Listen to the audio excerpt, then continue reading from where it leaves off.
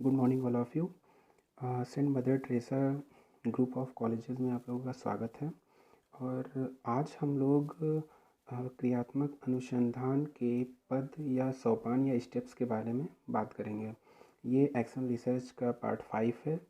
ठीक है, तो पहले तो ये जान लें कि इनमें कौन कौन से पद होते हैं।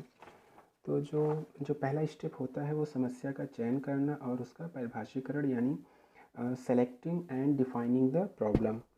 उसके बाद दूसरा आ जाता है हमारा स्टेप समस्या के कारणों का विश्लेषण और उसका निदान यानी analysis and diagnosis of the cause of the problem.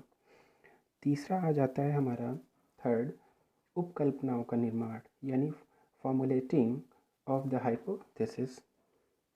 Next आपका आ जाता है फोर्थ स्टेप उपकल्पना का परीक्षण यानी टेस्टिंग ऑफ द हाइपोथेसिस।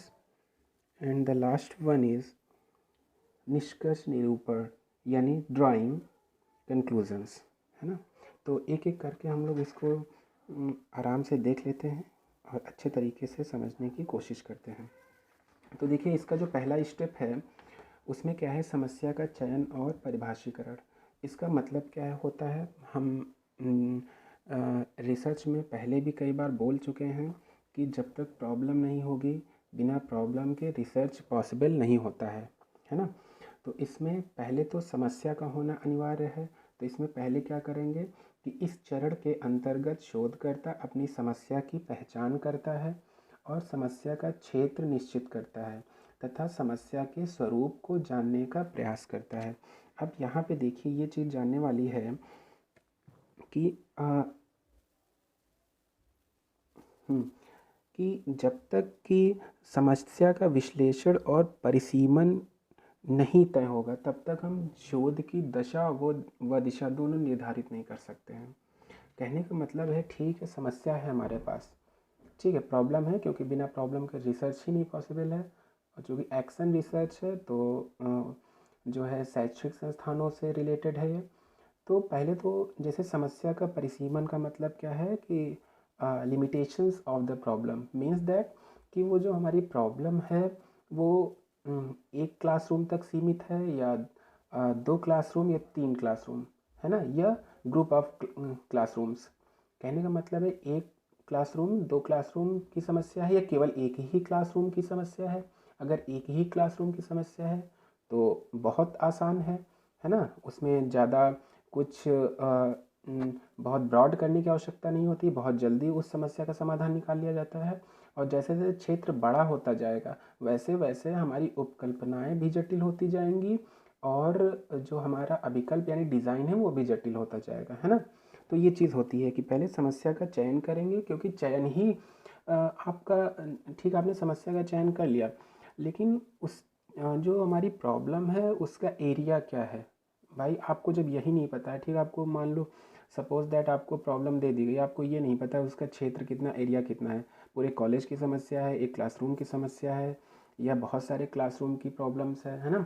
तो अगर आपको ये पता ही नहीं है तो आप उस पर कितना भी रिसर्च करो उसमें सक्सेस मिलने वाली नहीं है, ठीक है, जब तक आपको ये नहीं पता होगा कि उस प्रॉब्लम का एरिया कितना है। तो ये मतलब होता है फर्स्ट हेडिंग का। जो सेकेंड हेडिंग है हमारी कि समस्या के कारणों का विश्लेषण और उसका निदान करना, ठीक है, analysis and the diagnosis of the cause of the problem, है ना। तो एक चीज़ जान लीजिए कि भाई हमारे पास समस्या आ गई है, ठीक है, ठीक है। अब एक समस्या है तो उसके कई कारण हो सकते हैं, है ना। उन कारणों का क्या करेंगे, पहले हम एनालिसिस करेंगे। इसमें लिखा भी हुआ है कि इस स्तर पर शोधकर्ता समस्या के कारणों को ज्ञात करता है, यानी कौन कौन से जो प्रॉब्लम है, जो समस्या, उसके कौन कौन से कारण हो सकते हैं, है ना, जिनके फलस्वरूप कोई समस्या उत्पन्न हुई है। और यह भी ज्ञात करता है कि कारणों का निदान संभव है कि नहीं। ठीक, अब कोई भी समस्या हो ए टू जेड, जब कोई भी प्रॉब्लम आती है उसके कई रीज़न्स हो सकते हैं, है ना। तो उनमें से हमें उनमें से कुछ रीज़न्स को चुनना होता है और सही रीज़न्स को, सही कॉजेज़ जो होते हैं कि हाँ एग्जैक्ट इसी के कारण ये समस्या उत्पन्न हुई। अगर हम एग्जैक्ट कॉज पे नहीं पहुँचे तब हम जो हमारा रिसर्च है वो सक्सेस नहीं होगा। मीन्स दैट कि diagnosis of the cause of the problem should be accurate, है ना। बात समझ में आ रही है कि जब तक हमें कारण एग्जैक्ट कारण नहीं पता होगा, अगर हम एग्जाम्पल के तौर पे समझने का प्रयास करें कि लाइक दैट आपको फीवर है, तो फीवर के तो कई रीजंस हो सकते हैं। आपको डेंगू हो सकता है, मलेरिया हो सकता है, नॉर्मल फीवर हो सकता है। आप डॉक्टर के पास गए तो ऐसा थोड़ी ना है कि डॉक्टर आपको वही नॉर्मल फीवर समझ के ही आपको आपका ट्रीटमेंट या मेडिसिन देना शुरू कर देगा। वो पहले आपका टेस्ट करेगा, है ना, यानी एनालिसिस करेगा कि एग्जैक्ट रीज़न क्या है, एग्जैक्ट आपका कॉज क्या है आपके फीवर आने का। जब वो एग्जैक्ट कॉज जान लेगा उसके अकॉर्डिंगली वो अपना ट्रीटमेंट शुरू करेगा। सेम लाइक दैट हियर कि जब आपकी समस्या है उनमें से कई कारण हो सकते हैं, उनमें से एक्यूरेट कारण एग्जैक्ट कारण पे पहुंचना होता है, तभी हमारा रिसर्च सक्सेसफुल हो पाता है ना। तो ये आपका सेकेंड हेडिंग हुई। थर्ड है उपकल्पना का निर्माण करना। तो उपकल्पना का निर्माण करना यानी फॉर्मुलेटिंग ऑफ द हाइपोथेसिस। हमने आपको पहले ही बताया उपकल्पना का मतलब क्या होता है। उपकल्पना का मीनिंग होता है कि हमारी जो समस्या है उसकी कई जो है पॉसिबल सॉल्यूशंस हो सकते हैं, संभावित उत्तर कई हो सकते हैं, है ना। उन्हीं संभावित उत्तरों को हम उन्हीं के बेस पे अपनी क्या करते हैं, हाइपोथेसिस को क्रिएट करते हैं। ठीक है, तो उनसे जो संभावित उत्तर हमने जो उनका समूह तैयार किया है उसी को क्या कहा जाता है, उपकल्पना का निर्माण। और देखिए इसमें मेंशन भी है कि समस्या के कारणों का पता लगाने और उनका निश्चित हो जाने के बाद शोधकर्ता इससे संबंधित क्रियात्मक उपकल्पना का निर्माण करता है। ठीक है, इस प्रकार के अनुसंधान में उपकल्पना का निर्माण कोई जटिल कार्य नहीं होता है क्योंकि समस्या भी सरल होती है। अब एक्शन रिसर्च में हमने पहले बताया इतनी ब्रॉड समस्या नहीं होती है। इस वजह से क्या होता है कि जो इसका जो हाइपोथेसिस होता है उसका भी निर्माण करना बहुत ही आसान हो जाता है। एक बात और जान लीजिए कि जो समस्या से संबंधित जो भी सॉल्यूशंस होते हैं वो एक स्टेटमेंट के तौर पे होते हैं, एक कथन के तौर पे होते हैं, है ना। भाई सॉल्यूशन तो संभावित बहुत है हमारे पास, उनमें से एक सॉल्यूशंस जो संभावित सॉल्यूशन हो सकता है उसकी सत्यता की भी हमें जांच करनी होती है कि क्या ये सही है या नहीं सही है। अगर सही है तो ठीक है, हम आगे फॉरवर्ड करेंगे। अगर नहीं सही है देन हम अपनी उपकल्पना यानी हाइपोथेसिस को फिर चेंज करेंगे। फिर जो हमने उपकल्पना अपनी चेंज की है उसके अकॉर्डिंगली फिर आगे बढ़ेंगे। यानी जो संभावित उत्तर हैं उनमें से एक एक उत्तर की हम जांच करेंगे कि ऐसा तो नहीं है भाई, हमने सोच तो लिया है, हाँ ये इसका कोई भी समस्या आती है हमारे सामने डेली लाइफ से भी रिलेटेड तो हम ये सोच लेते हैं हाँ ये सोल्यूशन हो सकता है, बट क्या वो जो सोल्यूशन है वो वैज्ञानिक रूप से है भी कि नहीं, यह हमारा सिर्फ एजम्पशन है वो, है ना। तो ये चीज़ें हमको जाननी ज़रूरी होती हैं कि जो सल्यूशन संभावित हैं, जो पॉसिबल सल्यूशंस हैं, उनमें से भी सत्यता की जांच करनी होती है। अगर वो असत्य पाया जा रहा है, सल्यूशन रॉन्ग पाया जा रहा है, तो फिर हम अपनी हाइपोथेसिस को चेंज करेंगे और चेंज करने के बाद जो न्यू हाइपोथेसिस को क्रिएट किया उसके अकॉर्डिंगली हम अपनी रिसर्च को आगे बढ़ाएंगे। दैट्स इट, है ना। अब जो फोर्थ हमारा है उपकल्पना का परीक्षण, है ना। इसमें क्या होता है देखिए कि उपकल्पनाओं के निर्माण के बाद शोधकर्ता उनकी सत्यता की जांच करता है। जो अभी हमने बताया कि जो संभावित सल्यूशन है वो तो हमारी उपकल्पना हो गए, जो हमने सोचा हाँ भाई ये हमारे सामने समस्या है, इतने इतने उनके सल्यूशन हो गए, ये क्या है हमारी हाइपोथेसिस है। अब उनमें से जो हमने पहले ही आपको बता दिया है, हेडिंग के बाद में आई है कि अब उनमें जो संभावित सल्यूशंस आए हैं उनमें से हर संभावित सल्यूशंस का एक एक करके हम जांच करेंगे और उन जांच के बेसिस पे अपनी रिसर्च को आगे बढ़ाएंगे। अगर कोई जो सल्यूशन है वो गलत पाया जाता है, यानी जो हमारी हाइपोथेसिस गलत पाई जाती है, तो हम अपनी नई हाइपोथेसिस को क्रिएट करेंगे और उसके अकॉर्डिंगली हम जो है रिसर्च में आगे बढ़ेंगे। और लास्ट आ जाता है निष्कर्ष निरूपण यानी ड्राइंग कंक्लूजन्स। इसमें क्या है कि उपकल्पनाओं की जांच के आधार पर शोधकर्ता निष्कर्ष निकालता है तथा इन निष्कर्षों को आरोपण का मतलब है, ये देखिए ये जो आरोपण है इसका मतलब होता है इम्प्लीमेंट। ठीक है, मीनिंग कहने का ये है कि भाई जब हमने उपकल्पना की जांच कर ली, हमारे जो सामने संभावित पॉसिबल सॉल्यूशंस थे, उनमें से एक सॉल्यूशंस को हमने डिसाइड कर लिया, और वो टेस्टिंग जब हुई, टेस्टिंग में वो उसका फैक्ट सच पाया गया कि हाँ ये सॉल्यूशन हो सकता है।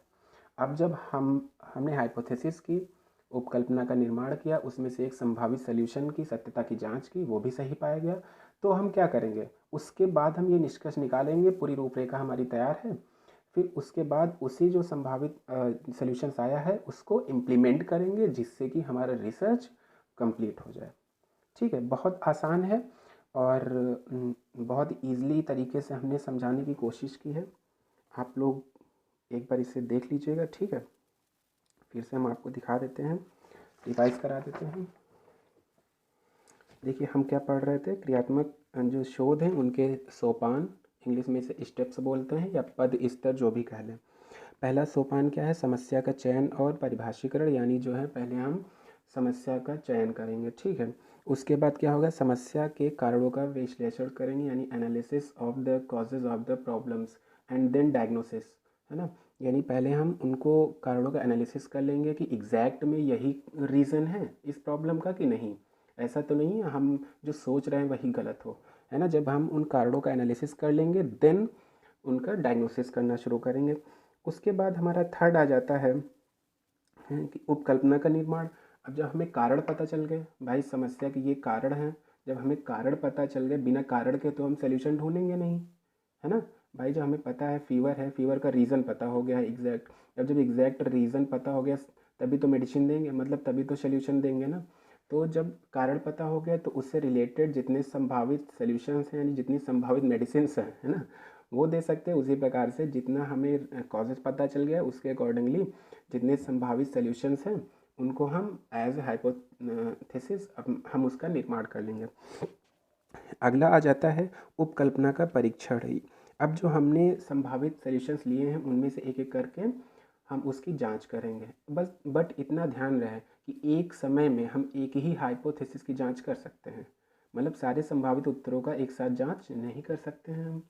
ठीक है, एक समय में एक ही उपकल्पना का हम टेस्टिंग करेंगे। अगर वो गलत पाई जाती है, असत्य पाई जाती है, देन हम मूव ऑन करेंगे नेक्स्ट उपकल्पना जो हमने न्यू क्रिएट की है ना। ऐसे ही हम आगे बढ़ते हुए चले जाएंगे। लास्ट हमारा आ जाता है, मान लो कोई हमारी उपकल्पना सही साबित हो गई तो फिर उसका इम्प्लीमेंट करेंगे, है ना। इम्प्लीमेंट करने के बाद हमारा रिसर्च कंप्लीट हो जाएगा। तो ये सारे स्टेप्स हैं, इनको एक बार देख लीजिएगा अच्छे से, है ना। और दूसरी चीज़ कि अब जो नेक्स्ट हमारा वीडियो आएगा वो हमारा एक्शन रिसर्च के जो इंपॉर्टेंट फैक्ट्स है यहाँ पे कंप्लीट हो जाते हैं पार्ट 5 में, है ना। एक बार आप 1 2 3 4 5 सारे देख लीजिएगा। और अगर अब आपको नेक्स्ट वीडियो के लिए अब देखेंगे सतत और व्यापक मूल्यांकन बताने की कोशिश करेंगे, और उसको देखने के लिए, उसको समझने के लिए आप वीडियो को लाइक करिए और चैनल को सब्सक्राइब करिए।